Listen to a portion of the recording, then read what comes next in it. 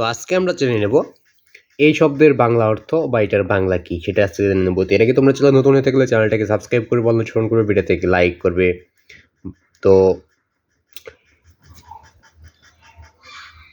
তো আজকে শুধু এই এক শব্দের অর্থটা বলে দেওয়া হবে। তো 82 নম্বর শব্দের অর্থটা। তো চ্যানেল নতুন হয়ে থাকলে চ্যানেলটাকে সাবস্ক্রাইব করে বল নোটিফিকেশন করবে, ভিডিওতে লাইক করবে। যদি আরও কোনো প্রশ্ন উত্তর লাগে তো অবশ্যই কমেন্ট বক্সে বলে দেবে। তো আজকে শুধু এই একটা উত্তর লাগবে দিয়ে দেবো আর কি। তো তোমাদের যদি আরও কোনো শব্দের অর্থ লাগে তো অবশ্যই কমেন্ট বক্সে বলে যেতে হবে। কমেন্ট বক্সে না বলে তার আমি দিতে পারবো না। তো এটা শুধু আজকে দেখাই দেবো। তো নিচে উত্তরটা দেখার আগে তোমরা চ্যানেল নতুন হয়ে থাকলে চ্যানেলটাকে সাবস্ক্রাইব করে অল নোটিফিকেশন করবে, ভিডিওতে লাইক করবে। তো নিচে আমরা দেখি নেই যে এটা শব্দের অর্থ কি। সকলে চ্যানেলটাকে সাবস্ক্রাইব করবে। তো প্রতিটা শব্দের অর্থই তোমাদেরকে দিয়ে দেওয়া হবে, কারণ আমাদেরকে জানতে হবে।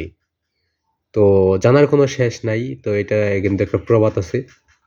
তো আমাদের জানতে হবে। তো এটা খারাপ মাইন্ডে নিলে খারাপই হবে, আর ভালোভাবে নিলে ভালোই। তো আমি কিন্তু খারাপ উদ্দেশ্যে এই শব্দের অর্থগুলো ব্যবহার করতেছি না। তো আমি প্রতিটা শব্দের অর্থ দিয়ে দেওয়ার চেষ্টা করতেছি। তো প্রতিটাই দিয়ে দেবো। তোমাদের যেটা লাগবে ওটা অবশ্যই কমেন্ট বক্সে বলা যাবে। তো সকলে এক চ্যানেলটাকে একটা করে সাবস্ক্রাইব করবে। তোমাদের একটা করে সাবস্ক্রাইব আমার নতুন ভিডিও করার অনুপ্রেরণা যোগায়, তাই সকলে একটা করে সাবস্ক্রাইব করবে। তো আমরা আজকে এটার অর্থটা দেখে নেই। অর্থটা কিন্তু এই যেখানে দেওয়া আছে।